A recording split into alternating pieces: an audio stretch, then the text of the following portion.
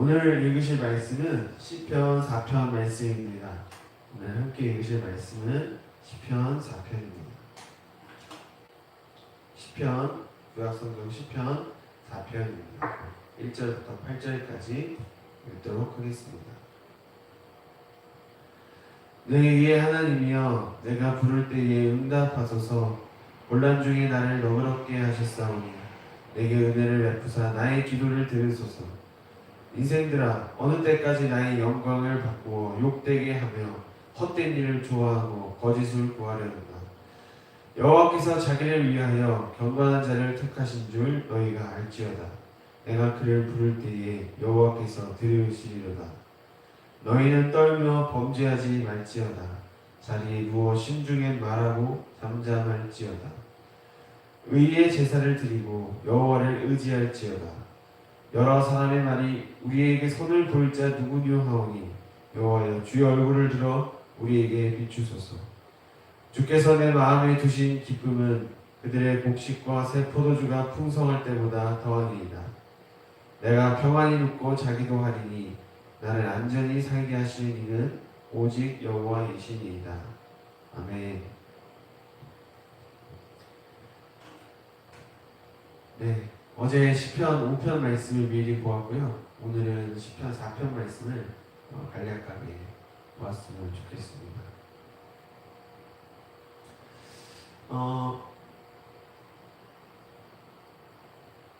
하나님과 저희의 관계에서 좀 중요하게 생각할 요점이 있는 것 같습니다.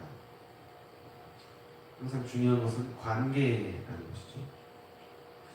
오늘 이 시편 저자는 곤란한 상황 속에 있는 것 같습니다.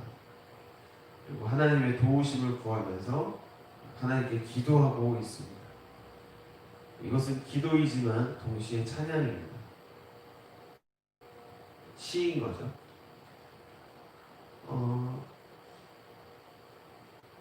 우리가 위기의 상황에 처하면 하나님과 나의 사이가 어떠한지를 보게 됩니다.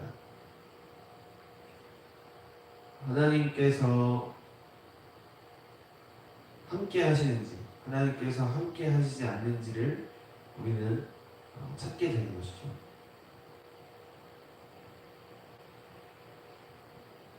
사실 그 위기가 오는 상황 전에 보면 우리 삶 속에 하나님의 임재로부터 멀어지게 되는 그러한 행동들, 상황들이 이미 존재하고 있다는 것을 보게 됩니다. 가령 저희가 눈에 보이는 대로 생각하고 말하고 행동한다면 신앙적으로 봤을 때 그것은 2절에 나온 말씀처럼, 물론 이 저자는 지금 이 저자가 누구의 영광을 말하는지는 모르겠지만 저희가 이것을 저자가 자신의 입장에서 고백하는 하나님의 영광이라고 한번 생각을 해봤을 때, 우리가 눈에 보이는 대로 느끼고 보고 느끼고 말하고 행동하는 것, 그것은 넓은 의미에서 보면 우리 자신을 속박하는 것이라고 할 수 있습니다.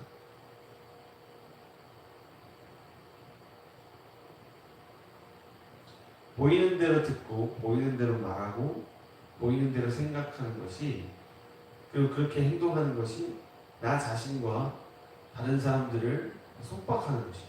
부자유하게 하는 것이죠. 그래서 우리가 하나님에 대해서 느끼게 되는 것은 내가 부자유하구나, 내가 지금 포로가 되었구나. 그러니까 마치 군대에 있으면 군인들이 내가 지금 군대에 꼼짝없이 갇혔구나, 이것을 느끼듯이 저희가 이 눈에 보이는 세상의 영광을 구하는 자들이 만들어내는 이 현실 속에서 그것을 보고 듣고 말하고 행동하고 그것을 사실로 믿어버리면 당장은 그게 문제가 안 되는 것 같지만 우리의 영혼이 하나님과의 관계에서 포로로 감옥에 갇혀있는 것과 같은 상황이 되는 것이죠.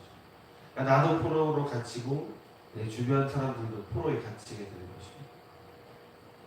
근데 우리는 그때 바로 내 상황이, 내 마음이 하나님의 임재로부터 멀어지고 있고 내가 지금 위기 가운데 있다라고 지각하지 못하고 이러한 상황이 악화되어서 내 마음이 고통을 느낄 때서야 우리는 하나님의 구제를 느끼게 되는 것입니다. 그래서 이 시편 저자는 어떤 이유에서인지 모르지만 하나님의 임재를 회복하기 위해서 지금 기도하고 있다고 저희는 볼 수 있습니다. 3절에 보니까 여호와께서 자기를 위하여 경건한 자를 택하신 줄 너희가 알지어다. 내가 그를 부를 때에 여호와께서 들으시리로다.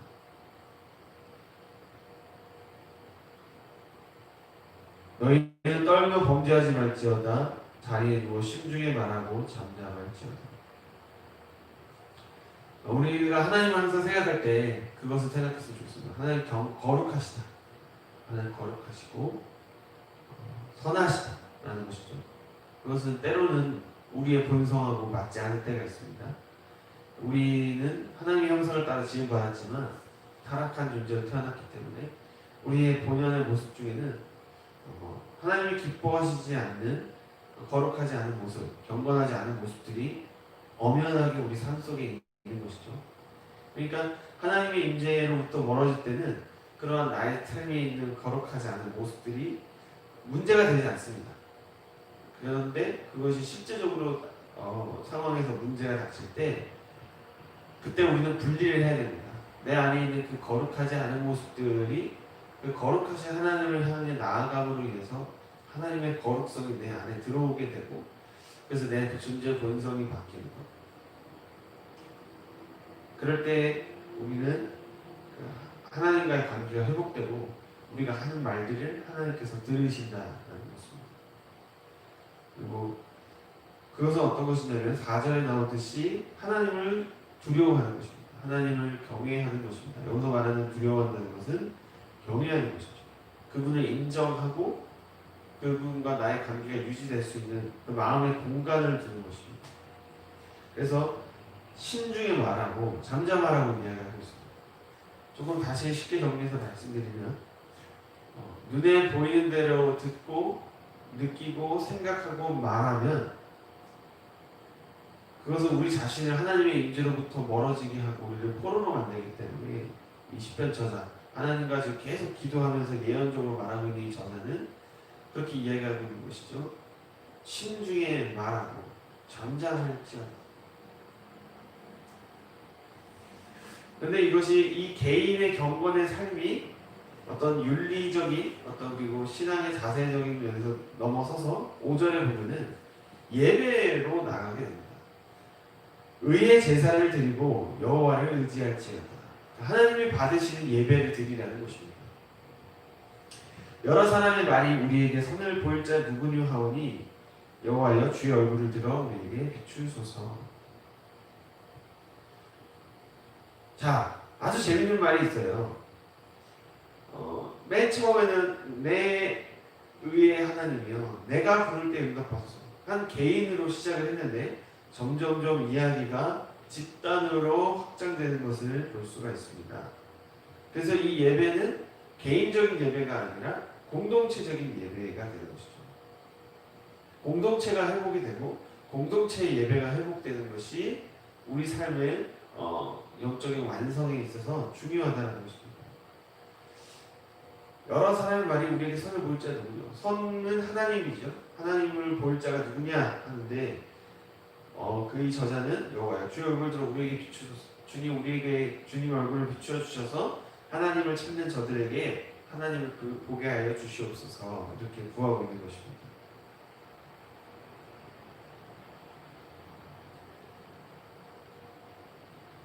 주께서 내 마음에 주신 기쁨은 그들의 곡식과 새 포도주가 풍성할 때보다 더하니이다.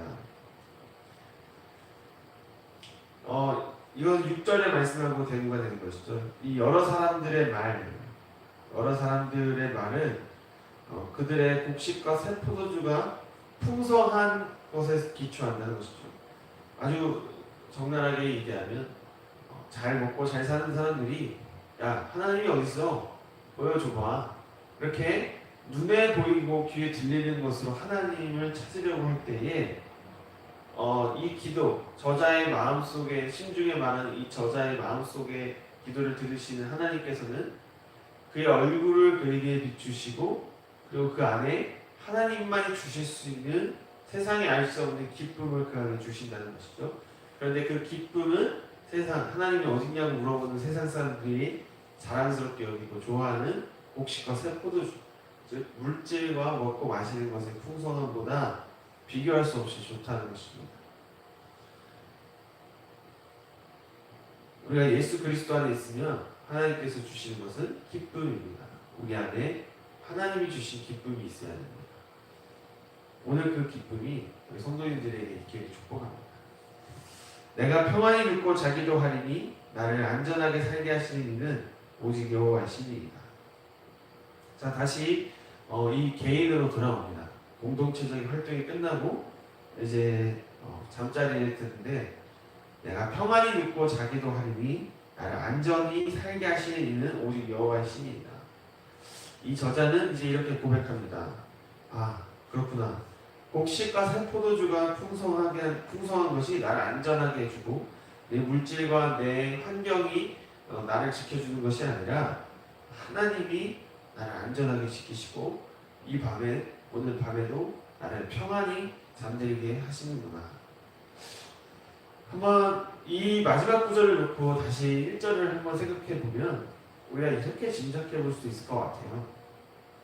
아마도 이 시편 저자는 자신의 환경 속에서 물질적으로 풍성한 사람들을 보고 또 그에 비해서 물질적으로 풍성하지 않은 자신의 모습을 아마 비교하지 않았을까라고 우리가 추측할 수 있을 것 같습니다. 이 시편 저자는 특징은 항상 솔직하게 고백을 하기 때문에 아마도 질투일 수도 있고 또 어떤 자신의 빈공함에 대한 어떤 절박함 혹은 결핍일 수도 있고 또 열등감일 수도 있겠죠. 아니면 본인이 지금 상황이 궁금했을 수도 있습니다. 그렇게 자신의 상황과 환경이 힘들어서 기도를 시작했는데 이 기도가 끝날 때 그는 자신과 함께 하시고 자신 안에 거하시는 하나님을 찬양하고 있는 것을 볼 수 있습니다. 이 시편 4편의 구조가 사실은 우리 성도님들의 삶에 아마 일반적인 구조가 아닐까 싶습니다. 오늘 우리는 많은 사람들을 만나고 또 많은 상황들을 겪을 것입니다. 재미있는 건 뭐냐면 대부분의 경우 사람들은 우리보다 뛰어납니다. 우리보다 못난 사람은 별로 없어요. 항상 우리는 우리보다 더 나은 사람들을 많이 만나게 됩니다. 그래서 그런 상황과 환경을 가지고 나를 판단하려고 하면 하나님이 과연 나를 복 주셨는가, 하나님 나와 함께 하시는가가 의문스러울 때가 있을 거예요. 그러나 말씀대로 그렇구나. 내 안에 남아있는 이 죄성들을 주님께 맡기고 주님의 거룩하심을 받아 내 삶이 경건함이 회복될 때 하나님의 임재가 회복될 때 내 존재 가치는 이러한 세상의 모든 가치를 뛰어넘은 하나님 나라 안에서 자녀의 가치를 갖고 있구나. 이것을 우리가 알게 된다는 것이죠. 그러한 자녀의 정체성, 세상의 그 누구도 그 무엇과도 바꿀 수 없는 존귀한 주의 자녀의 정체성을 저희 모두가 누리는 하루가 되었으면 좋겠습니다. 그렇게 해서 오늘 이 하루가 다 끝나고 또 주님 앞에 나왔을 때 하나님 감사합니다. 오늘 하루 내가 맛본 주님 그 기쁨은 세상의 그 무엇과도 바꿀 수 없었고 나는 이 시간 세상에서 그 누구도 알 수 없고 그 누구도 부럽지 않은 최고의 복을 누리고 있습니다. 라고 우리가 고백하면서 잠자리에 들 수 있는 그런 아름다운 복된 하루가 되기를 예수님의 이름으로 축복합니다. 기도하겠습니다.